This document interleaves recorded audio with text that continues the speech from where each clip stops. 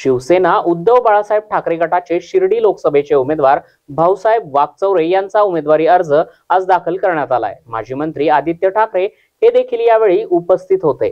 खास वाकचौरेंचा उमेदवारी अर्ज दाखल करण्यासाठी आदित्य ठाकरे हे स्वतः हजर राहिले आहेत। यावेळी त्यांनी सांगली आणि रत्नागिरीविषयी बोलताना म्हणाले की महाराष्ट्रात मोदींची नाही तर ठाकरेंची गॅरंटी चालते।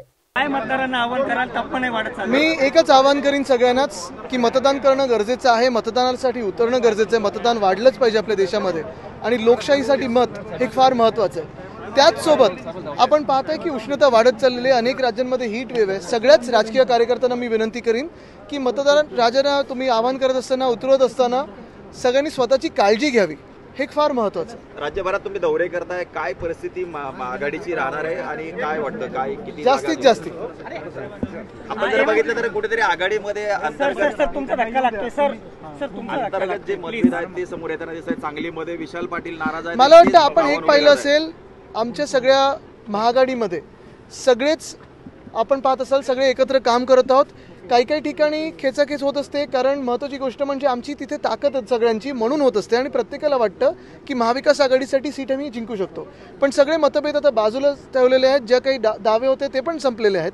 सगळ्या सीट्स घोषित झालेल्या आहेत, कुठेही काही आता काही चर्चा नाही, काही कन्फ्युजन नाही आहे। सगळे जसे आहेत नेमलेले ते तसेच्या तसे लढणार आहेत।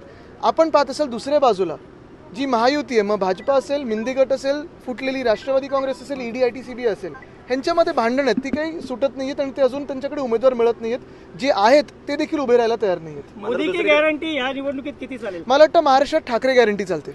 400 पारचा नारा ते देत आहेत, तुम्हाला वाटतं ते 400 पार? मला वाटतं गॅस 400 पार म्हणजे आता 1100 पार झालेलं आहे। पण एक बघा, ह्या देशात नारे खूप दिले जातात, पण आज आपण पाहतोय देशभरात एक वेगळी लाट वाहत आहे, परिवर्तनाचे वारे वाहू लागलेले आहेत। तापमान वाढलेलं आहे, त्या परिस्थितीत कसं आव्हान प्रचाराचं राहणार आहे सगळ्या पक्षांसमोर? प्रचार करत राहायचं, आम्ही सगळे मेहनत करत आहोत। जी काही कामं आम्ही केलेली आहेत ती आम्ही लोकांसमोर नेत आहोत।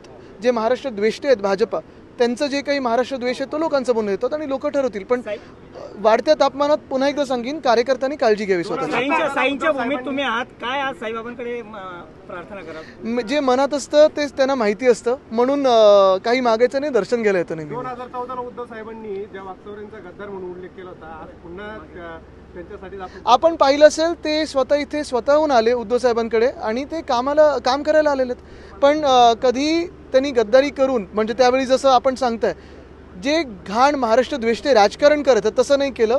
त्यावेळी काही मतभेद असेल ते दुसऱ्या पक्षात गेले होते, आता परत आलेत, काम करतात।